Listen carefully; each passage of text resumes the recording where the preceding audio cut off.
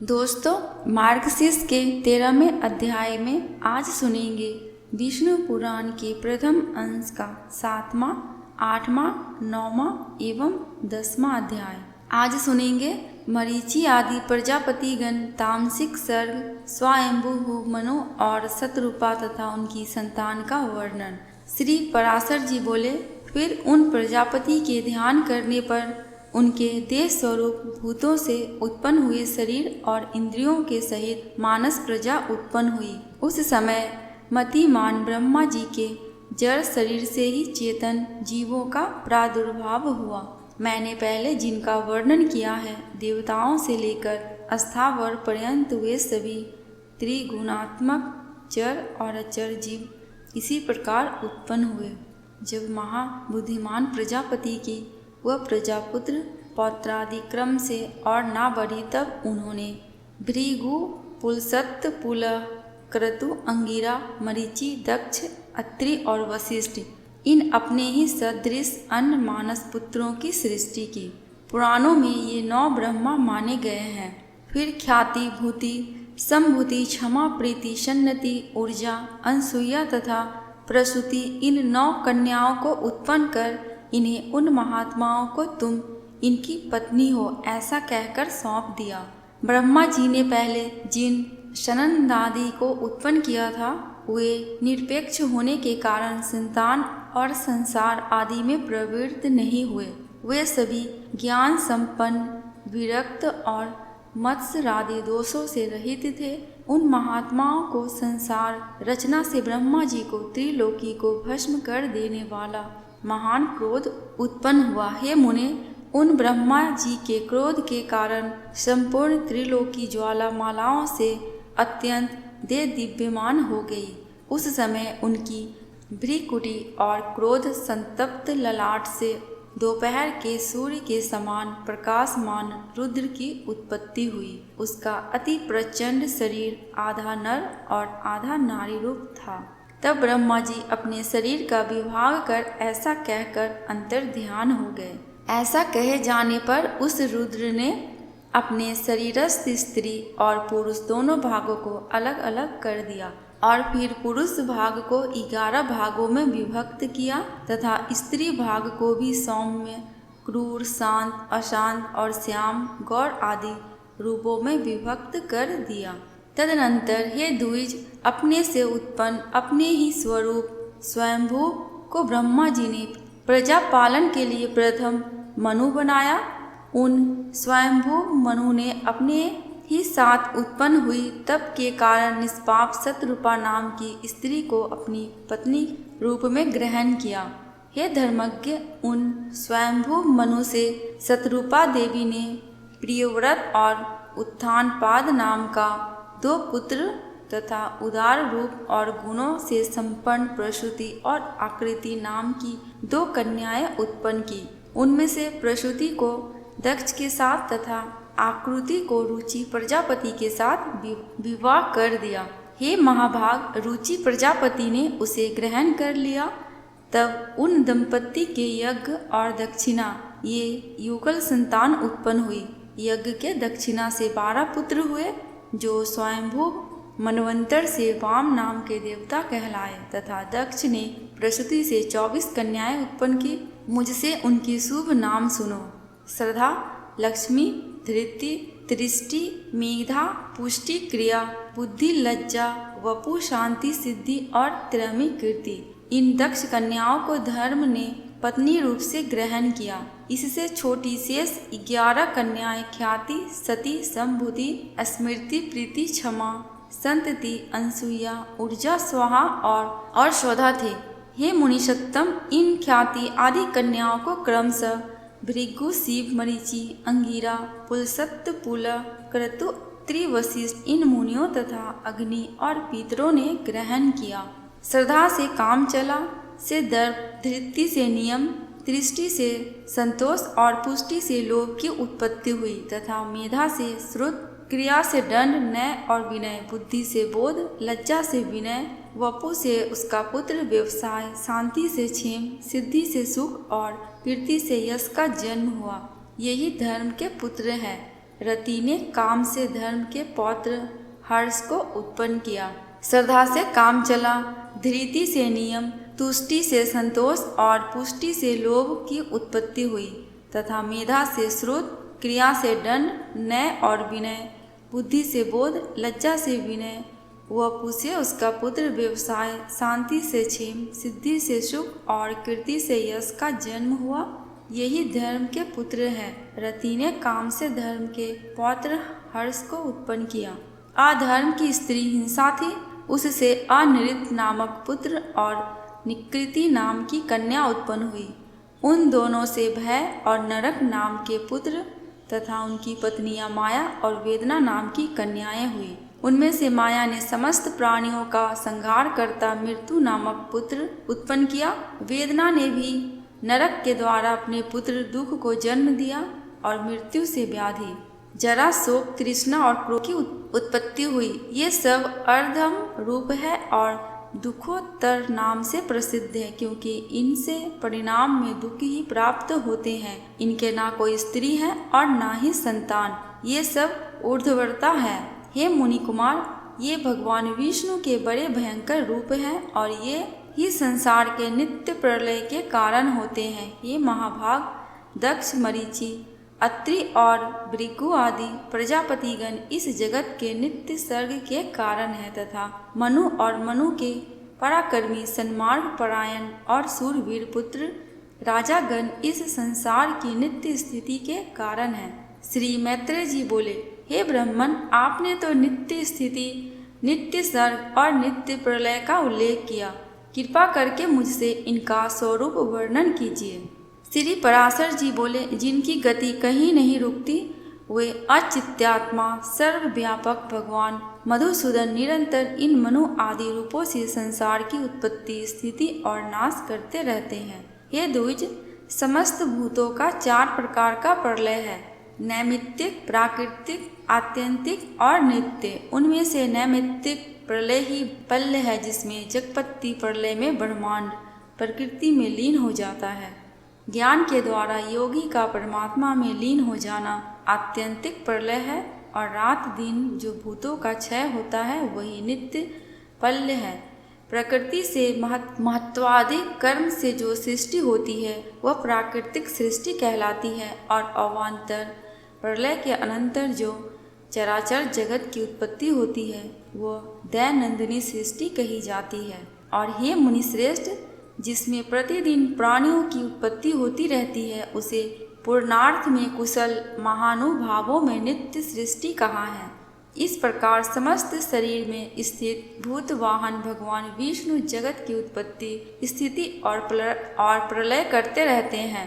हे मैत्र, सृष्टि, स्थिति और विनाश की इन वैष्णवी शक्तियों का समस्त शरीरों में समान भाव से आहरणीय संचार होता रहता है। हे ब्राह्मण, ये तीनों महती शक्तियाँ त्रिगुणमयी है, अतः जो उन तीनों गुणों का अतिक्रमण कर जाता है वह परम पद को ही प्राप्त कर लेता है, फिर जन्म मरणादि के चक्र में नहीं पड़ता है। विष्णु पुराण के प्रथम अंश का 7वां अध्याय समाप्त। अब सुनेंगे श्री विष्णु पुराण के प्रथम अंश का 8वां अध्याय। इस अध्याय में जानेंगे रौद्र सृष्टि और भगवान तथा लक्ष्मी जी की सर्वव्यापकता का वर्णन। श्री पराशर जी बोले, हे महामुने, मैंने तुमसे ब्रह्मा जी के तामस सर्ग का वर्णन किया। अब मैं रुद्र सर्ग का वर्णन करता हूँ, ध्यान से सुनो। कल्प के आदि में अपने समान पुत्र उत्पन्न होने के लिए चिंतन करते हुए ब्रह्मा जी की गोद में नील लोहित वर्ण के एक कुमार का प्रादुर्भाव हुआ। हे द्विजोत्तम, जन्म के अनंतर ही वह जोर जोर से रोने और इधर उधर दौड़ने लगा। उसे रोता देख ब्रह्मा जी ने उससे पूछा, क्यों रोता है? उसने कहा, मेरा नाम रखो। तब ब्रह्मा जी बोले, हे देव, तेरा नाम रुद्र है, अब तू मत रो, धैर्य धारण कर। ऐसा कहने पर भी वह 7 बार और रोया। तब भगवान ब्रह्मा जी ने उसके 7 नाम और रखे तथा उन 8 के स्थान स्त्री और पुत्र भी निश्चित किए। हे द्विज, प्रजापति ने उसे भव, शर्व, ईशान, पशुपति, भीम, उग्र और महादेव कहकर संबोधन किया। यही उसके नाम रखे और इसके स्थान भी निश्चित किए। सूर्य, जल, पृथ्वी, वायु, अग्नि, आकाश, यज्ञ में दीक्षित ब्राह्मण और चंद्रमा, ये क्रमशः उनकी मूर्तियां हैं। हे द्विज श्रेष्ठ, रुद्र आदि नामों के साथ उन सूर्य आदि मूर्तियों की क्रमशः सुवर्चला, उषा, विकेशी, अपरा, शिवा, स्वाहा, दिशा, दीक्षा और रोहिणी नाम की पत्नियां हैं। हे महाभाग, अब उनके पुत्रों के नाम सुनो। उन्हीं के पुत्र पौत्रादि को से ये संपूर्ण जगत परिपूर्ण है। शनिश्वर, शुक्र, लोहितांग, मनोजव, स्कंद, सर्ग, संतान और बुध, ये क्रमशः उनके पुत्र हैं। ऐसे भगवान रुद्र ने प्रजापति दक्ष की अनिंदिता पुत्री सती को अपनी भार्या रूप से ग्रहण किया।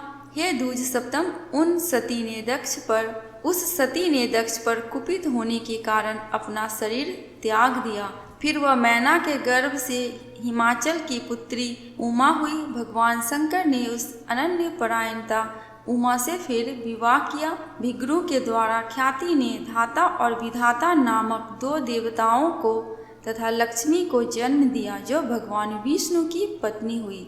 श्री मैत्रेय जी बोले, भगवान, सुना जाता है कि लक्ष्मी जी तो अमृत मंथन के समय क्षीर सागर से उत्पन्न हुई थी, फिर आप ऐसा कैसे कहते हैं कि भृगु के द्वारा ख्याति से उत्पन्न हुई? श्री पराशर जी बोले, हे द्विजोत्तम, भगवान का कभी संग ना छोड़ने वाली जगत जननी लक्ष्मी जी तो नित्य ही हैं, और जिस प्रकार श्री विष्णु भगवान सर्वव्यापक हैं, वैसे ही ये भी हैं। विष्णु अर्थ है और ये वाणी है, हरि नियम के और ये नीति है। भगवान विष्णु बोध है और ये बुद्धि है, तथा वे धर्म है और ये सत्क्रिया है। हे मैत्रेय, भगवान जगत के स्रष्टा है और लक्ष्मी जी सृष्टि के। श्री हरि भूधर है और लक्ष्मी जी भूमि है, तथा भगवान संतोष है और लक्ष्मी जी नित्य दृष्टि है। भगवान काम है और लक्ष्मी जी इच्छा है। वे यज्ञ हैं और वे दक्षिणा है। श्री जनार्दन पुरोडास है और देवी लक्ष्मी धृत की आहुति है। हे मुने, मधुसूदन यजमान गृह है और लक्ष्मी जी पत्नीशाला है। श्री हरि यूप है और लक्ष्मी जी चिति हैं, तथा भगवान कुशा है और लक्ष्मी जी इधमा है। भगवान शाम स्वरूप है और श्री कमला देवी उद्दती है। जगत के उत्पत्ति भगवान वासुदेव उदासन है और लक्ष्मी जी स्वाहा है। हे द्विजोत्तम, भगवान विष्णु शंकर है और श्री लक्ष्मी जी गौरी है, तथा हे मैत्रेय, श्री केशव सूर्य है और कमलवासिनी श्री लक्ष्मी जी उनकी प्रभा है। श्री विष्णु पितृगण है और श्री कमला नित्य पुष्टिदायिनी स्वधा है। विष्णु अति विस्तीर्ण सर्वात्मक अवकाश है और लक्ष्मी जी स्वर्ग लोक है। भगवान श्रीधर चंद्रमा है और श्री लक्ष्मी जी उनकी अक्षय कांति है। हरि सर्वगामी वायु है और लक्ष्मी जी जगत की गति और धृति है। हे महामुने, श्री गोविंद समुद्र है और हे द्विज, लक्ष्मी जी उसकी तरंग है। भगवान मनुसूदन देवराज इंद्र है और लक्ष्मी जी इंद्राणी है।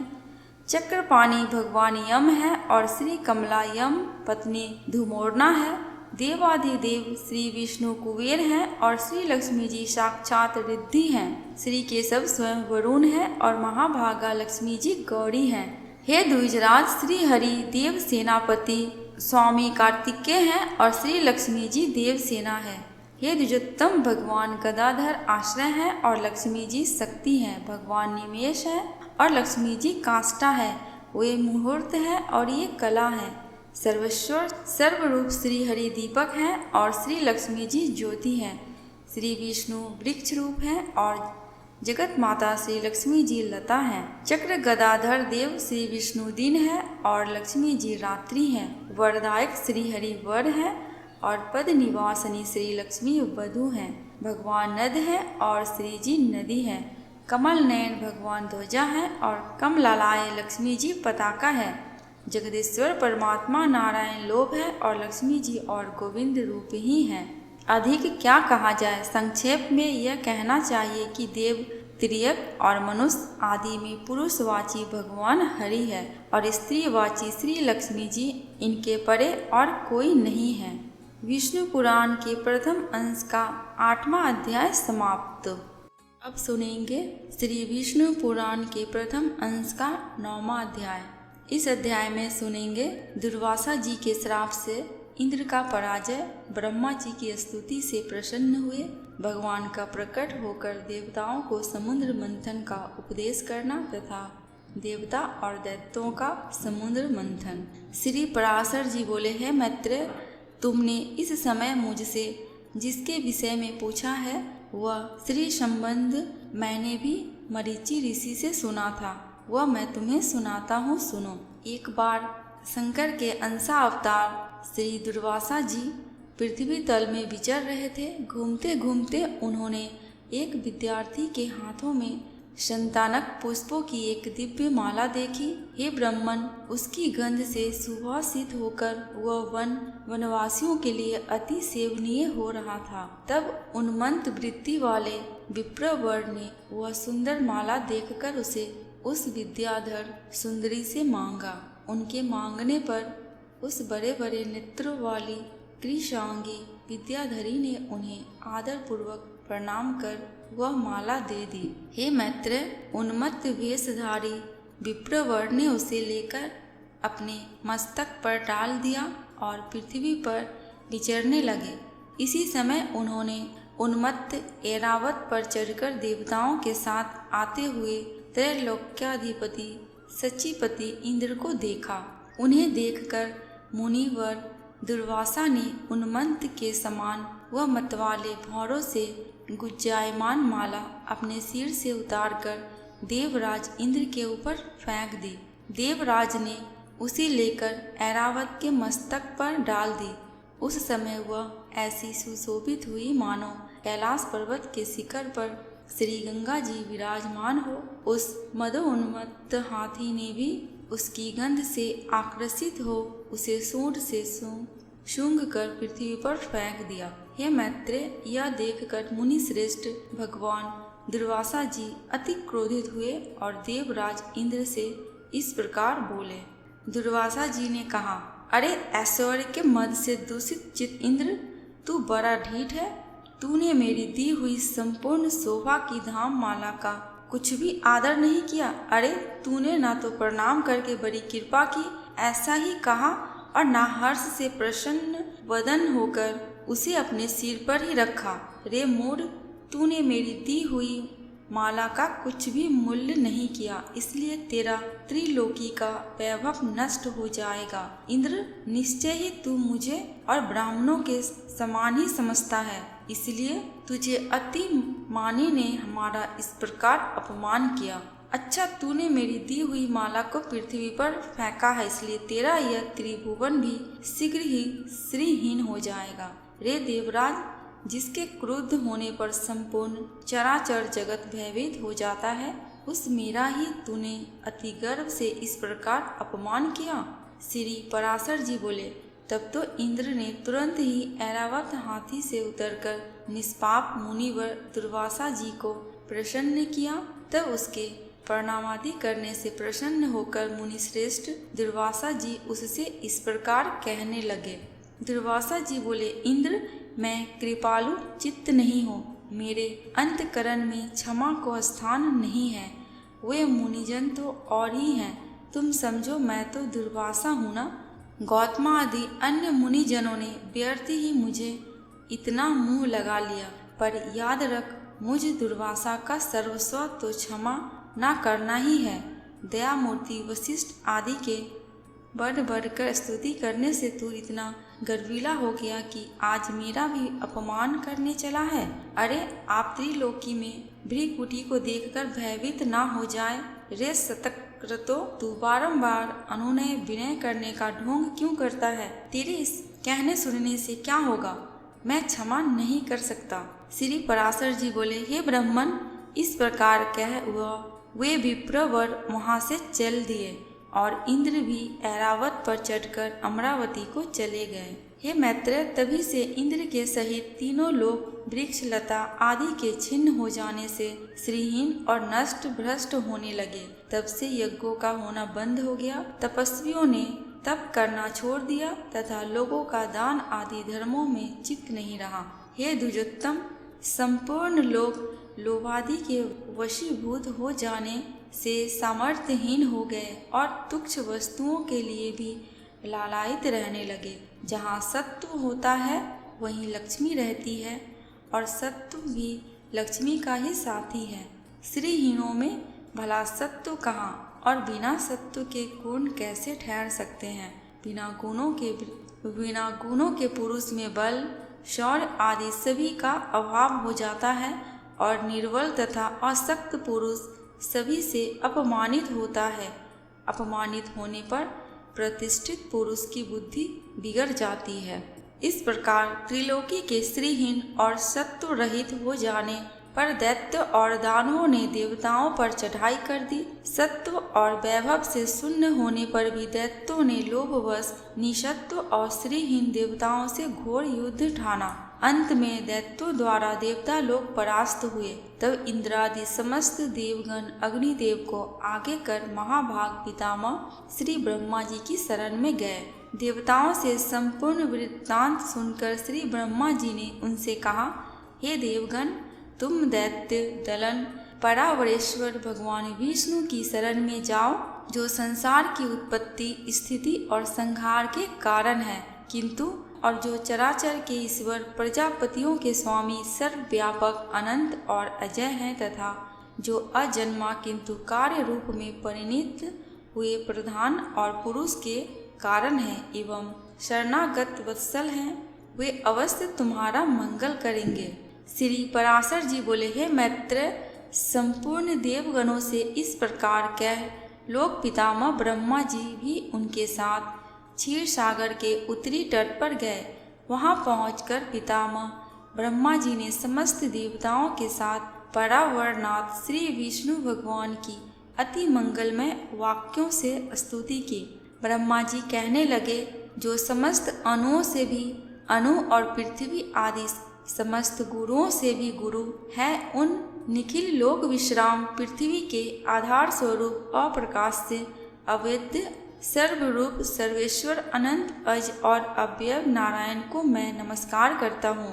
मेरे सहित संपूर्ण जगत जिसमें स्थित है, जिससे उत्पन्न हुआ है और जो देव सर्वभूतमय है तथा जो पर से भी पर है, जो पर पुरुष से भी पर है, मुक्ति लाभ के लिए मोक्ष कामी मुनिजन जिसका ध्यान धरते हैं तथा जिस ईश्वर में सत्वादि प्राकृतिक गुणों का सर्वथा अभाव है, वह समस्त शुद्ध पदार्थों से भी परम शुद्ध परमात्मा स्वरूप आदि पुरुष हम पर प्रसन्न हो। जिस शुद्ध स्वरूप भगवान की शक्ति, कला, काष्ठा और मुहूर्त आदि काल क्रम का विषय नहीं है, वे भगवान विष्णु हम पर प्रसन्न हो। जो शुद्ध स्वरूप होकर भी उपचार से परमेश्वर, महालक्ष्मी, ईश्वरपति अर्थात लक्ष्मीपति कहलाते हैं और जो समस्त देहधारियों के आत्मा है, वे श्री विष्णु भगवान हम पर प्रसन्न हो। जो कारण और कार्य रूप हैं तथा कारण के भी कारण और कार्य के भी कार्य हैं, वे श्री हरि हम पर प्रसन्न हो। जो कार्य अहंकार का भी कार्य है, उसके कार्यभूत पंचक का भी कार्य ब्रह्मांड जो स्वयं है, जो उसके कार्य ब्रह्मा तक्षादि का भी कार्यभूत है, प्रजापतियों के पुत्र पौत्रादि हैं, उसे हम प्रणाम करते हैं। तथा जो जगत के कारण और जिसके कारण भूत पंचक के कारण पंचतंत्रात्मा के कारण अहंकार महत्व आदि का भी हेतु मूल प्रकृति है, उस परमेश्वर को हम प्रणाम करते हैं। जो भोक्ता और भोग्य और सृज्य तथा कर्ता और कार्य रूप स्वयं ही है, उस परम पद को हम प्रणाम करते हैं। जो विशुद्ध बोध स्वरूप नित्य अजन्मा अक्षय अव्यय अव्यक्त और अविकारी है, वही विष्णु का परम पद है। जो न स्थूल है, न सूक्ष्म और न किसी अन्य विशेषण का विषय है, वही भगवान विष्णु का नित्य निर्मल परम पद है। हम उनको प्रणाम करते हैं, जिनके 10,000वें अंश के अयुतांश में यह विश्व रचना की शक्ति स्थित है तथा जो पर ब्रह्म स्वरूप है, उस अव्यय को हम प्रणाम करते हैं। नित्य युक्त योगी गण अपने पुण्य पापादि का क्षय हो जाने पर ओमकार द्वारा चिंतनीय जिस अविनाशी पद का साक्षात्कार करते हैं वही भगवान विष्णु का परम पद है, जिसको देवगण, मुनिगण, शंकर और मैं कोई भी नहीं जान सकते। वही परमेश्वर श्री विष्णु का परम पद है। जिस अभूतपूर्व देव की ब्रह्मा, विष्णु और शिव रूप शक्तियाँ हैं, वही भगवान विष्णु का परम पद है। हे सर्वेश्वर, हे सर्वभूतात्मन, हे सर्वरूप, हे सर्वाधार, हे अच्युत, हे विष्णु, हम भक्तों पर प्रसन्न होकर हमें दर्शन दीजिए। श्री पराशर जी बोले, ब्रह्मा जी के इन उद्धारों को सुनकर देवगण भी प्रणाम करके बोले, हे प्रभु, हम पर प्रसन्न होकर हमें दर्शन दीजिए। हे जगतधाम सर्वगत अच्युत, जिसे ये भगवान ब्रह्मा जी भी नहीं जानते, आपके उस परम पद को हम प्रणाम करते हैं। तदनंतर ब्रह्मा और देवगणों के बोल चूकने पर बृहस्पति आदि समस्त देवर्षिगण कहने लगे, जो परम अस्तवनीय आदि यज्ञ पुरुष हैं और पूर्वजों के लिए भी पूर्व मूल्य है, उन जगत के रचयिता निर्विशेष परमात्मा को हम नमस्कार करते हैं। हे भूत भव्यस यज्ञ मूर्तिधर भगवान, हे अपव्य, हम सब शरणागतों पर आप प्रसन्न होइए और दर्शन दीजिए। हे नाथ, हमारे सहित ये ब्रह्मा जी, रुद्रों के सहित भगवान शंकर, 12 आदित्यों के सहित भगवान पूषा, अग्नियों के सहित पावक और ये दोनों अश्विनी कुमार, 8 वसु, समस्त मरुद्रन, साध्यगण, विश्वदेव तथा देवराज इंद्र के सभी देवगण दैत्य सेना से पराजित होकर अति प्रणत हो आपकी शरण में आए हैं। श्री पराशर जी बोले, हे मैत्रेय, इस प्रकार स्तुति किए जाने पर शंख चक्रधारी भगवान परमेश्वर उनके सम्मुख प्रकट हुए। तब उस शंख चक्र गदाधारी उत्कृष्ट तेजो राशि में अपूर्व दिव्य मूर्ति को देखकर पितामह आदि समस्त देवगण अति विनय पूर्वक प्रणाम कर क्षोमवश चकित नयन हो उन कमल नयन भगवान की स्तुति करने लगे। देवगण बोले, हे प्रभु, आपको नमस्कार है। आप निर्विशेष हैं, तथापि आप ही ब्रह्मा हैं, आप ही शंकर हैं तथा आप ही इंद्र, अग्नि, पवन, वरुण, सूर्य और यमराज है। हे देव, वसुगण, मरुद्रन, साध्यगण और विश्वदेवगण भी आप ही हैं तथा आपके सम्मुख जो ये देव समुदाय है, हे जगदीश्वर, वह भी आप ही है, क्योंकि आप सर्वत्र परिपूर्ण हैं। आप ही यज्ञ हैं, आप ही वशकार हैं तथा आप ही ओमकार और प्रजापति हैं। हे सर्वात्मन, विद्या, वेद और संपूर्ण जगत आप ही का स्वरूप है। तो हे विष्णु, दैत्यों से परास्त हुए हम आतुर होकर आपकी शरण में आए हैं। हे सर्वस्वरूप, आप हम पर प्रसन्न होइए और अपने तेज से हमें सशक्त कीजिए। हे प्रभु, जब तक जीव संपूर्ण पापों को नष्ट करने वाले आपकी शरण में नहीं जाता, तब तक उसमें दीनता, इच्छा, मोह और दुख आदि रहते हैं।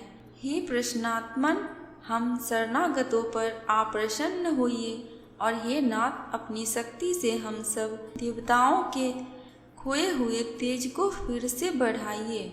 दुर्वासा जी के श्राप से इंद्र का पराजय, ब्रह्मा जी की स्तुति से प्रसन्न हुए भगवान विष्णु प्रकट होकर देवताओं को समुद्र मंथन का उपदेश करना तथा देवता और दैत्यों का समुद्र मंथन। श्री पराशर जी बोले, विनीत देवताओं द्वारा इस प्रकार स्तुति किए जाने पर विश्वकर्मा भगवान हरि प्रसन्न होकर इस प्रकार बोले, हे देवगण, मैं तुम्हारे तेज को फिर बढ़ाऊंगा। तुम इस समय मैं जो कुछ कहता हूँ वह करो। तुम दैत्यों के साथ संपूर्ण औषधियाँ लाकर अमृत के लिए क्षीर सागर में डालो और मंद्राचल को मथानी तथा वासुकी नाग को नेति बनाकर उसे दैत्य और दानवों के सहित मेरी सहायता से मथ कर अमृत निकालो। तुम लोग शाम नीति का अवलंबन कर दैत्यों से कहो कि इस काम में सहायता करने से आप लोग भी इसके फल में समान भाग पाएंगे। समुद्र के मंथन पर उससे जो अमृत निकलेगा उसका पान करने से तुम सबल और अमर हो जाओगे। हे देवगण, तुम्हारे लिए मैं ऐसी युक्ति करूँगा जिससे तुम्हारे 200 दैत्यों को अमृत ना मिल सकेगा और उनके हिस्से में केवल समुद्र मंथन का क्लेश ही आएगा। श्री पराशर जी बोले, भगवान विष्णु के ऐसा कहने पे सभी देवगण दैत्यों से संधि करके अमृत प्राप्ति के लिए यत्न करने लगे। हे मैत्र, देव दानव और दैत्यों ने नाना प्रकार की औषधियाँ लाकर उन्हें शरद ऋतु के आकाश की सी निर्मल कांति वाले क्षीर सागर के जल में डाला और मंदराचल को मथानी तथा वासुकी नाग को नीति बनाकर बड़े वेग से अमृत मंथन प्रारंभ किया। भगवान ने जिस और वासुकी की पूंछ थी उस और देवताओं को तथा जिस और मुख था उधर दैत्यों को नियुक्त किया। महातेजस्वी वासुकी के मुख से निकलते हुए निश्वास अग्नि से झुलसकर सभी दैत्योगण निस्तेज हो गए और उसी श्वास वायु से विक्षिप्त हुए मेषों के पूंछ की ओर बरसते रहने से देवताओं की शक्ति बढ़ती गई। हे महामुने, भगवान स्वयं कूर्म रूप धारण कर क्षीर सागर में घूमते हुए मंदराचल के आधार हुए और वही चक्र गदाधर भगवान विष्णु अपने एक अन्य रूप से देवताओं में और एक रूप से दैत्यों में मिलकर नागराज को खींचने लगे थे तथा हे मैत्रे, एक अन्य विशाल रूप से जो देवता और दैत्यों को दिखाई नहीं देता था, श्री केशव ने ऊपर से पर्वत को दबा रखा था। भगवान श्री हरि अपने तेज से नागराज वासुकी में बल का संचार करते थे और अपने अन्य तेज से देवताओं का बल बढ़ा रहे थे। इस प्रकार देवता और दानवों द्वारा क्षीर समुद्र के मध्य जाने पर पहले यज्ञ सामग्री की आश्रय रूपा सूर्य पूजिता कामधेनु उत्पन्न हुई। हे महामुने, उस समय देव और दानव गण अति आनंदित हुए और उसकी और चित्त खींच जाने से उनकी टकटकी बंध गई। फिर स्वर्ग लोक में यह क्या है, इस प्रकार चिंता करते हुए सिद्धों के समक्ष मद से घूमते हुए नेत्रों वाली वारुणी देवी प्रकट हुई और पुनः मंथन करने पर उस क्षीर सागर से अपनी गंध से त्रिलोकी को सुगंधित करने वाला तथा सूर सुंदरियों का आनंदवर्धक कल्प वृक्ष उत्पन्न हुआ। हे मैत्र, तत्पश्चात क्षीर सागर से रूप और उदारता आदि गुणों से युक्त अति अद्भुत अप्सराएं प्रकट हुई। फिर चंद्रमा प्रकट हुआ जिसे महादेव जी ने ग्रहण कर लिया। इसी प्रकार क्षीर सागर से उत्पन्न हुए विष को नागों ने ग्रहण किया। फिर श्वेत वस्त्रधारी साक्षात भगवान धन्वंतरी जी अमृत से भरा कमंडलू लिए प्रकट हुए। हे मैत्र, उस समय मुनिगण सहित समस्त दैत्य और दानवगण स्वस्थ चित्त होकर अति प्रसन्न हुए। उसके पश्चात विकसित कमल पर विराजमान अस्फुट कांतिमय श्री लक्ष्मी देवी हाथों में कमल पुष्प धारण किए क्षीर समुद्र से प्रकट हुई। उस समय महर्षिगण अति प्रसन्नता पूर्वक श्री सूक्त द्वारा उनकी स्तुति करने लगे तथा विश्वावसु आदि गंधर्वगण उनके सम्मुख गान और धृताक्षी आदि अप्सराएं नृत्य करने लगे। उन्हें अपने जल से स्नान कराने के लिए गंगा आदि नदियां स्वयं उपस्थित हुई और दिग्गजों ने सुवर्ण कलशों से भरे हुए उनके निर्मल जल से सर्वलोक महेश्वरी श्री लक्ष्मी देवी को स्नान कराया। क्षीर सागर से मूर्तिमान होकर उन्हें विकसित कमल पुष्पों की माला दी तथा विश्वकर्मा ने उनके अंग प्रत्यंग में विविध आभूषण पहनाए। इस प्रकार दिव्य माला और वस्त्र धारण कर दिव्य जल से स्नान कर दिव्य आभूषणों से विभूषित हो श्री लक्ष्मी जी संपूर्ण देवताओं के देखते देखते श्री विष्णु भगवान के वक्षस्थल में विराजमान हुई। है मैत्र, श्री हरि के वक्षस्थल में विराजमान श्री लक्ष्मी जी का दर्शन कर देवताओं को अकस्मात अत्यंत प्रसन्नता प्राप्त हुई और वे महाभाग श्री लक्ष्मी जी से परित्यक्त होने के कारण भगवान विष्णु के विरोधी विप्रचिति आदि दैत्यगण परम व्याकुल हुए। तब उन महाबलवान दैत्यों ने श्री धन्वंतरी जी के हाथ से वह कमंडलू छीन लिया जिसमें अति उत्तम अमृत भरा हुआ था। अतः स्त्री मोहिनी रूपधारी भगवान विष्णु ने अपनी माया से दानवों को मोहित कर उनसे वह कमंडलू लेकर देवताओं को दे दिया। तब इंद्र आदि देवगण उस अमृत को पी गए। इससे दैत्य लोग अति तीखे खंड आदि शस्त्रों से सुसज्जित हो उनके ऊपर टूट पड़े, किंतु अमृत बाण के कारण बलवान हुए देवताओं द्वारा मारी काटी जाकर दैत्यों की संपूर्ण सेना विदिशाओं में भाग गई और कुछ पाताल लोक में भी चली गई। फिर देवगण प्रसन्नतापूर्वक शंख चक्र गदाधारी भगवान विष्णु को प्रणाम कर पहले ही के समान स्वर्ग का शासन करने लगे। हे मुनिश्रेष्ठ, उस समय से प्रखर तेजो युक्त भगवान सूर्य अपने मार्ग से तथा अन्य तारागण भी अपने अपने मार्ग से चलने लगे। सुंदर दीप्तिशाली भगवान अग्निदेव अत्यंत प्रज्वलित हो उठे और उसी समय से समस्त प्राणियों की धर्म में प्रवृत्ति हो गई। हे द्विजोत्तम, त्रिलोकी श्री संपन्न हो गई और देवताओं में श्रेष्ठ इंद्र भी पुनः श्रीमान हो गए। तदनंतर इंद्र ने स्वर्ग लोक में जाकर फिर से देव राज्य पर अधिकार पाया और राज सिंहासन पर आरूढ़ हो पद्महस्ता स्त्री लक्ष्मी जी की इस प्रकार स्तुति की। इंद्र बोले, संपूर्ण लोकों की जननी विकसित कमल के सदृश नेत्रों वाली भगवान विष्णु के वक्ष स्थल में विराजमान कमलोद्भवा श्री लक्ष्मी देवी को मैं नमस्कार करता हूँ।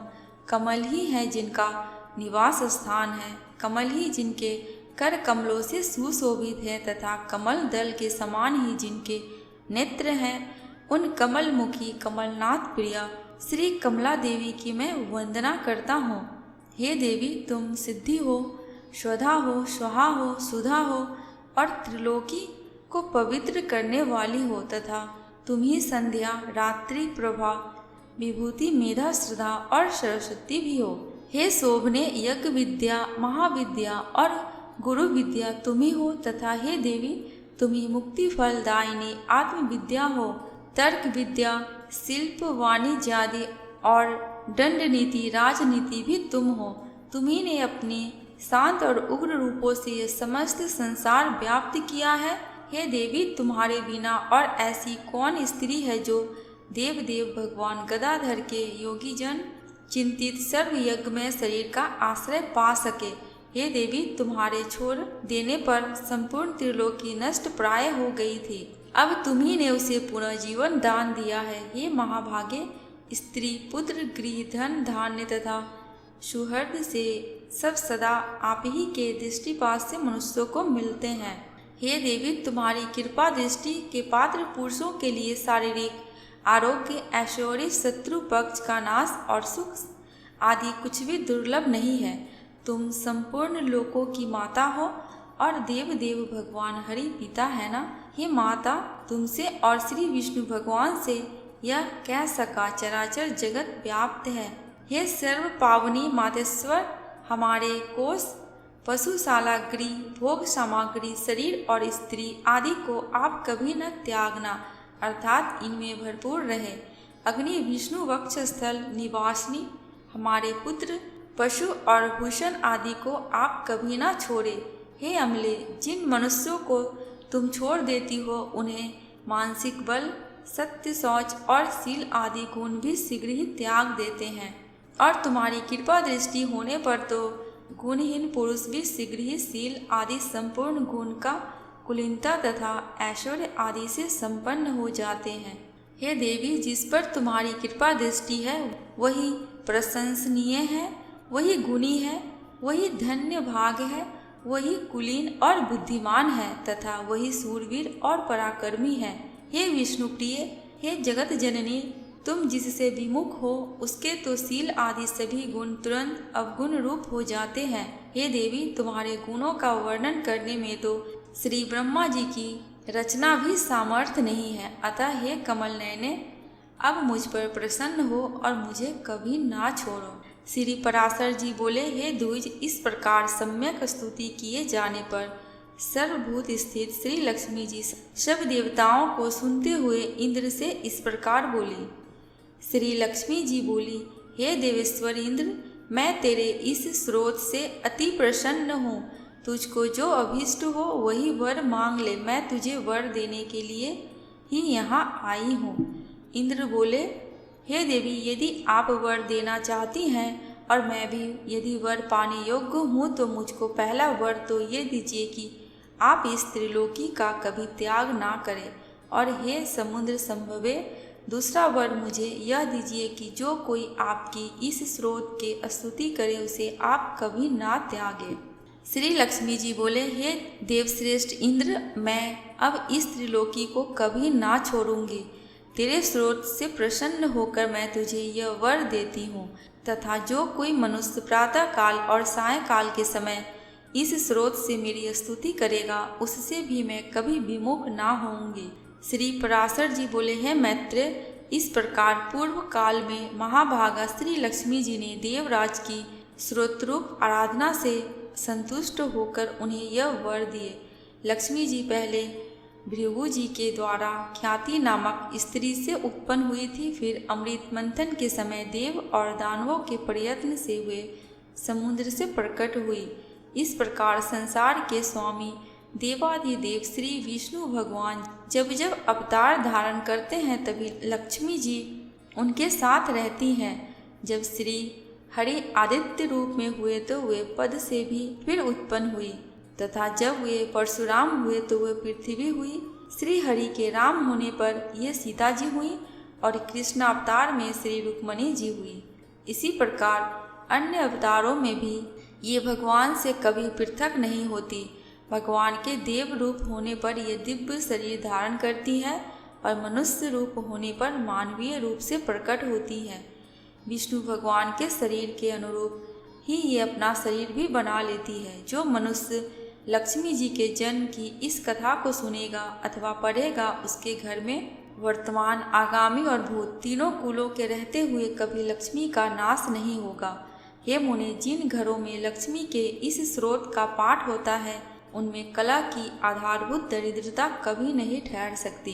हे ब्राह्मण, तुमने जो मुझसे पूछा था कि पहले भृगु जी की पुत्री होकर फिर लक्ष्मी जी क्षीर सागर से कैसे उत्पन्न हुई, तो सुनो। तो मैंने तुमसे यह सब वृत्तांत कह दिया। इस प्रकार इंद्र के मुख से प्रकट हुई यह लक्ष्मी जी की स्तुति सकल विभूतियों की प्राप्ति का कारण है। जो लोग इसका नित्य प्रतिपाठ करेंगे उनके घर में निर्धनता कभी नहीं रह सकती। श्री विष्णु पुराण के प्रथम अंश का 9वां अध्याय समाप्त। अब सुनेंगे श्री विष्णु पुराण के प्रथम अंश का 10वां अध्याय। इस अध्याय में जानेंगे भृगु, अग्नि और अग्निनिष्ठा आदि पितरों की संतान का वर्णन। श्री मैत्रेय जी बोले, हे मुने, मैंने आपसे जो कुछ पूछा था वह सब आपने वर्णन किया। भृगु जी की संतान से लेकर संपूर्ण सृष्टि का आप मुझसे फिर वर्णन कीजिए।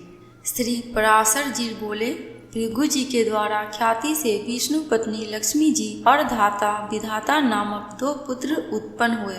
महात्मा मेरु की आयति और नियति नागनी कन्याएं धाता और विधाता की स्त्रियां थीं। उनसे उनके प्राण और मृकंडु नामक 2 पुत्र हुए। मृकंडु से मार्कंडे और उनसे वेदशिरा का जन्म हुआ। अब प्राण की संतान का वर्णन सुनो।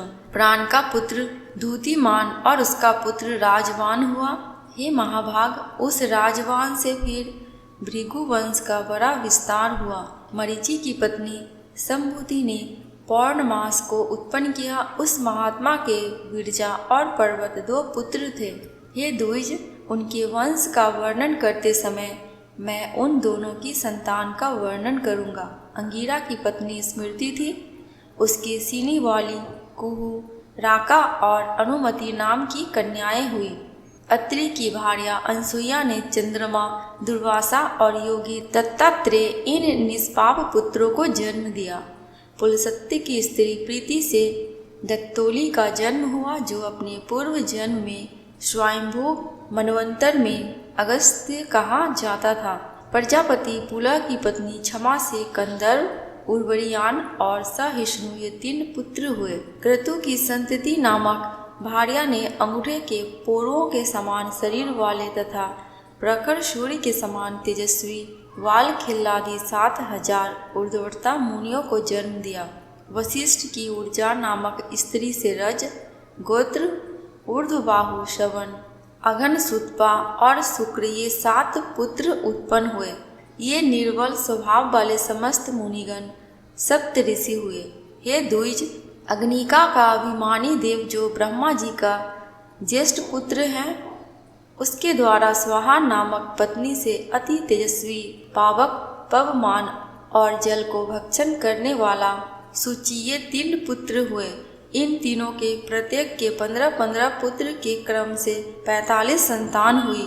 पिता अग्नि और उसके 3 पुत्रों को मिलाकर यह सब अग्नि ही कहलाते हैं। इस प्रकार कुल 49 अग्नि कहे गए। ये द्विज, ब्रह्मा जी द्वारा रचे गए जिन अग्निष्ठता और शानिक बहिर्षद आदि पितरों के विषय में तुमसे कहा था, उनके द्वारा स्वधा ने मैना और धारणी नामक 2 कन्याएं उत्पन्न की।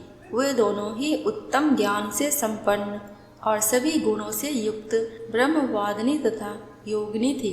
इस प्रकार यह दक्ष कन्याओं की वंश परंपरा का वर्णन किया। जो कोई श्रद्धा पूर्वक इसका स्मरण करता है वह निसंतान नहीं रहता। श्री विष्णु पुराण के प्रथम अंश का 10वां अध्याय समाप्त। दोस्तों, कमेंट बॉक्स में भगवान विष्णु एवं माता लक्ष्मी की जयकारा लगाना बिल्कुल भी मत भूलना। आपको मेरे चैनल पे व्रत त्योहारों की जानकारियाँ एवं उनसे जुड़ी कथा कहानियाँ मिलती रहेंगी। अगर आपको ये वीडियो थोड़ी सी भी अच्छी लगी हो तो प्लीज़ मेरे चैनल को सब्सक्राइब करके मेरी वीडियो को लाइक एंड शेयर कर देना। अंत तक वीडियो में बने रहने के लिए आपका दिल से बहुत बहुत शुक्रिया।